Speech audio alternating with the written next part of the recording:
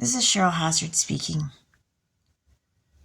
So, Train Henderson was saying some things about a true chosen one doesn't have to go spouting off scripture or throw it in people's face or whatever, or be mean about it or act insufferable.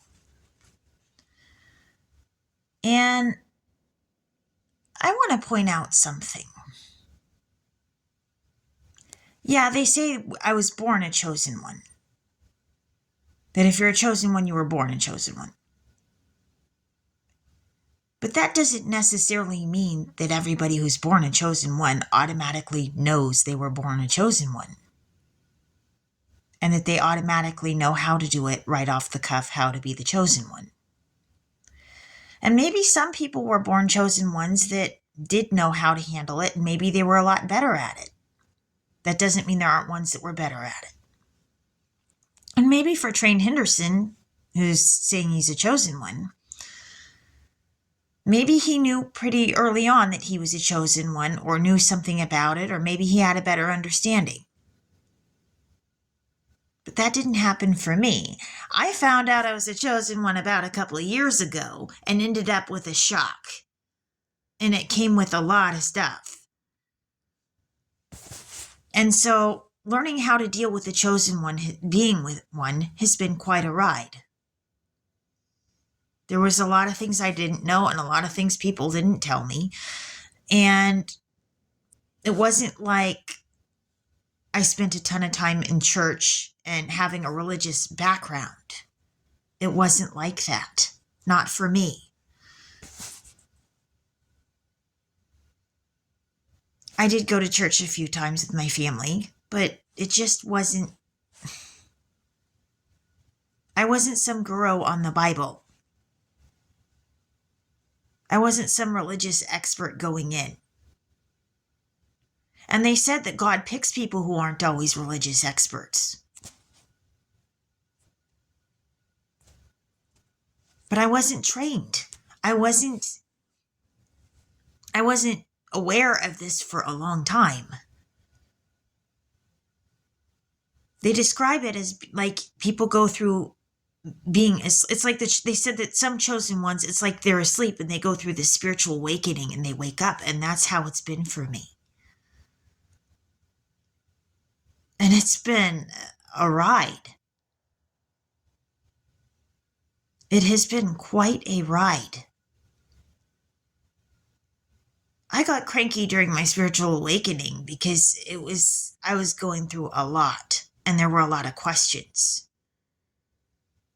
And I wasn't trained how to go about getting the answers to that much stuff going on. And I didn't know even who to turn to.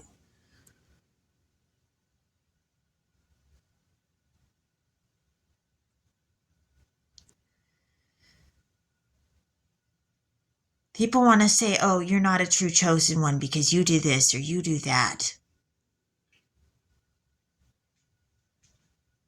People want to judge an experience that unless you go through it, you don't know the slightest thing what that's like.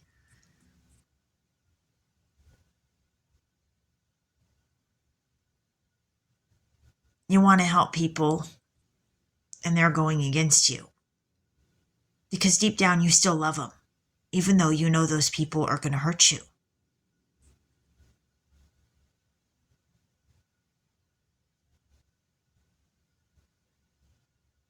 You know those people are going to turn around and talk smack about you right behind your back, and you're trying to help that person because you care. And they say things like, watch out for picking on a chosen one. Well, you could be the chosen one and not necessarily know that somebody else is a chosen one too.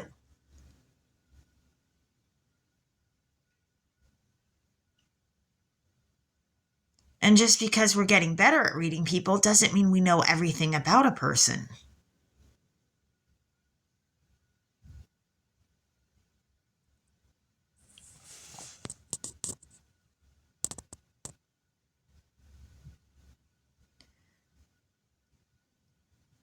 And you know what? I have the complicated role of having to partially play stupid with people to see what they're going to do. And then I have to be shrewd and smart at the same time. That's not such an easy thing to do. And I've been surrounded by people who didn't have my best interest at heart. So, calling into question what I know and what people have told me, yeah, I'm going to do it.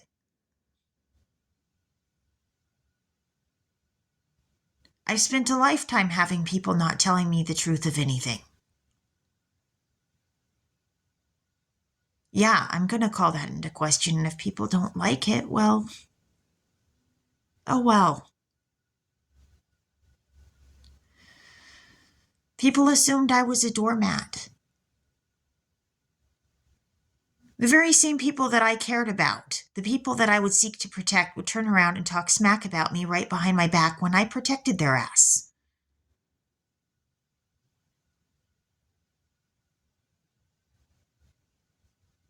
Yeah. You want to sit there and talk smack and I protect your ass?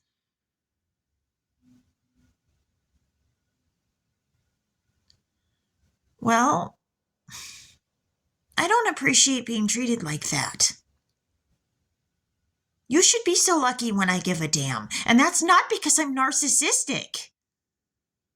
The fact that I care about somebody else and I seek to protect them should have value and meaning. And if you don't care enough about that, well,